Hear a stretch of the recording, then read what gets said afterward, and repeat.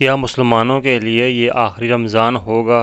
حضرت محمد صلی اللہ علیہ وسلم نے اپنی امت کو آنے والے ہر قسم کے فتنوں کے بارے میں آگاہ کیا، آخری رمضان کا بھی بتایا۔ کیا یہ آخری رمضان ہے؟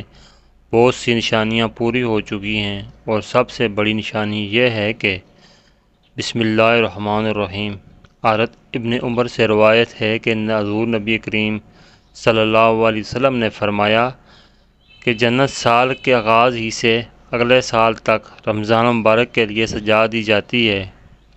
آپ صلی اللہ علیہ وسلم نے فرمایا، جب رمضان مبارک کا پہلا دن ہوتا ہے تو عرش کے نیچے سے ایک آواز چلتی ہے جو جنت کے درختوں کے پتوں سے عرین پر پھیل جاتی ہے۔ پس وہ عرین یہ دعا مانگتی ہیں، اے اللہ، ہمارے لیے اپنے بندوں میں سے ایسے شوہر بنا جن سے ہماری آنکھیں ٹھنڈی ہوں اور ہم سے ان کی آنکھیں ٹھنڈی ہوں۔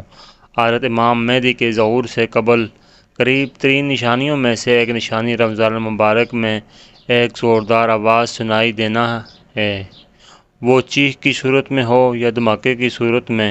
نصف رمضان کی رات یعنی 15ویں شب کو ہوگا، وہ جمعے کی شب ہو، اور اسی طرح اس رمضان میں سورج گرہن کا ہونا، آسمان پر ستون کی مانند کسی چیز کا روشن ہونا، اور سب سے بڑھ کر اس رمضان میں ملک شام میں سفیانی کی جانب سے مسلمانوں کا قتل عام کرنا وغیرہ۔ رسول اللہ صلی اللہ علیہ وسلم نے فرمایا، رمضان میں ایک زبردست آواز آئے گی۔ صحابہ کرام رضوان اللہ علیہم اجمعین نے پوچھا، یا رسول اللہ صلی اللہ علیہ وسلم، آواز رمضان کے اول میں ہوگی، درمیان میں یا پھر آخر میں؟ آپ صلی اللہ علیہ وسلم نے فرمایا، نصف رمضان میں۔ جب نصف رمضان میں جمعے کی رات ہوگی تو آسمان سے ایک زوردار آواز آئے گی جس سے 70,000 لوگ بے ہوش ہو جائیں گے، اور 70,000 اندھے ہو جائیں گے، اور 70,000 بہرے ہو جائیں گے۔ ایک اور روایت کے مطابق 70,000 رستہ بھٹک جائیں گے، اور 70,000 لڑکیوں کی وقارت زائل ہو جائے گی۔ صحابہ کرام رضی اللہ تعالی عنہم نے دریافت کیا، یا رسول اللہ صلی اللہ علیہ وسلم، تو آپ کی امت میں سے اس آواز سے کون محفوظ رہے گا؟ رسول اللہ صلی اللہ علیہ وسلم نے فرمایا، جو اس وقت اپنے گھروں میں رہے اور سجدوں میں گر کر پناہ مانگتے اور زور زور سے تکبیریں کہے۔ پھر اس کے بعد ایک اور آواز آئے گی۔ پہلی آواز حضرت جبرائیل علیہ السلام کی ہوگی اور دوسری آواز شیطان کی ہوگی۔ پھر فرمایا کہ وہ واقعات کی ترتیب یہ ہوگی کہ آواز رمضان مبارک میں ہوگی، دراصل جنگ کی گرج یا شور شرابہ ہوگا، جو کہ شوال کا مہینے میں ہوگی، اور ذی القعدہ میں قبائل عرب بغاوت کریں گی، اور ذی الحجہ میں حاجیوں کو لوٹا جائے گا۔ محرم کا مہینہ، محرم کا ابتدائی حصہ میری امت کے لیے آزمائش ہے۔ اس کا آخری حصہ میری امت کے لیے نجات ہے۔ اس دن وہ سوار بما کا جاوے کہ جس پر سوار ہو کر مسلمان نجات پائے گا، اس کے لیے 1,00,000 سے زائد قیمت والے اس مکان سے بہتر ہوگی جہاں کھیل و تفریح کا سامان ہوگا۔ مختصر یہ کہ حضور صلی اللہ علیہ وسلم نے فرمایا، رمضان میں ایک آواز سنائی دے گی، شوال میں شور شرابہ ہوگا، اور ذی القعدہ میں قبائل کی باہمی کشمکش۔ اس سال حاجیوں کو لوٹا جائے گا، اور منی میں بڑا کشت و خون ہوگا، بہت سے لوگ قتل کیے جائیں گے۔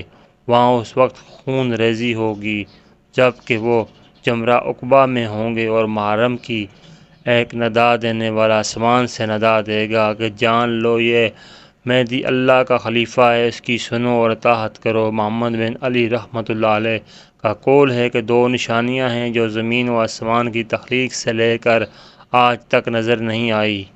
پہلی رمضان مبارک کی رات چاند گرنے لگے گا، اور دوسری 15ویں رمضان کو سورج گرنے لگے گا۔ جب سے اللہ نے زمین و آسمان کو پیدا کیا ایسا نہیں ہوا۔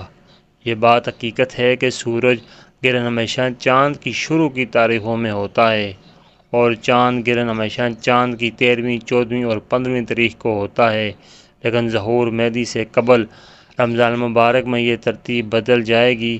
حضور اکرم صلی اللہ علیہ وسلم نے فرمایا، لوگو، قیامت سے پہلے ایک رمضان ایسا آئے گا جس میں ایک ایسی شدید آواز آئے گی اور دنیا میں کوئی نہیں جان سکے کہ آواز کہاں سے آئی۔ آپ صلی اللہ علیہ وسلم نے فرمایا کہ اگر رمضان میں ایسی آواز سنائی دے جس کا کوئی کھوج نہ لگا جا سکے تو پھر ایک سال کا رزق اپنے گھروں میں سمیٹ کر رکھ لینا کہاں کی عقل مندی ہے۔ حضرت جابر رضی اللہ تعالی عنہ فرماتے ہیں کہ میں نے رسول اللہ صلی اللہ علیہ وسلم کو یہ فرماتے ہوئے سنا کہ میری امت میں سے ایک جماعت جو یوم القیامت تک سربلندی کے ساتھ حق کے لیے برسر بیکار رہے گی۔ اس سے معلوم ہوتا ہے کہ مومنین کی ایک ایسی جماعت قیامت کے دن تک زندہ رہے، مگر مندرجہ ذیل حدیث طیبہ میں صراحت ہے کہ قیامت سے پہلے تمام مومنین کو موت آ جائے گی اور قیامت کے دن کوئی مومن زندہ نہ ہوگا۔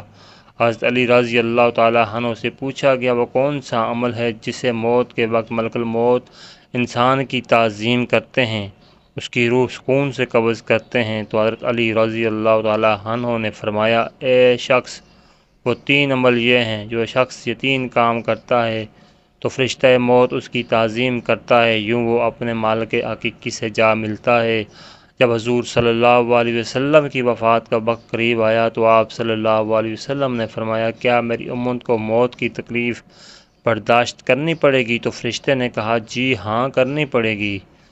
آپ صلی اللہ علیہ وسلم کی آنکھ مبارک سے آنسو جاری ہو گئے تو آپ اللہ تبارک و تعالیٰ سے فرمایا، اے محمد صلی اللہ علیہ وسلم۔ تو اللہ تبارک و تعالیٰ نے فرمایا، اے محمد صلی اللہ علیہ وسلم، آپ کی امت اگر ہر نماز کے بعد آیت الکرسی پڑھے گی تو موت کے وقت اس کا ایک پاؤں دنیا میں ہوگا اور دوسرا جنت میں ہوگا۔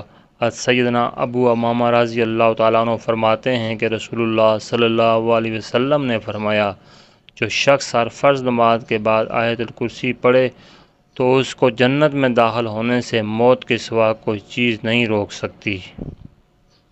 ام المومنین سیدہ عائشہ صدیقہ رضی اللہ تعالی عنہ فرماتی ہیں کہ میں نے نبی کریم صلی اللہ علیہ وسلم کو دیکھا کہ جب آپ صلی اللہ علیہ وسلم سکرات الموت میں مبتلا تھے تو آپ علیہ السلام کے پاس پانی کا پیالہ رکھا تھا جس میں پانی تھا۔ آپ صلی اللہ علیہ وسلم پیالے میں اپنا ہاتھ ڈبوتے، اپنے چہرے مبارک پر پھیرتے اور یوں فرماتے، اے اللہ، موت کی سختی دور کرنے کے ساتھ میری مدد فرما۔ اللہ رب العزت ہمیں بھی موت کی سختی سے محفوظ رکھے، آمین۔ ناظرین اکرام، ویڈیو اچھی لگے تو لائک کیجیے، اچھی ویڈیوز کے لیے میرے چینل کو سبسکرائب کیجیے۔ ویڈیو دیکھنے کا بہت شکریہ، جزاکم اللہ خیر۔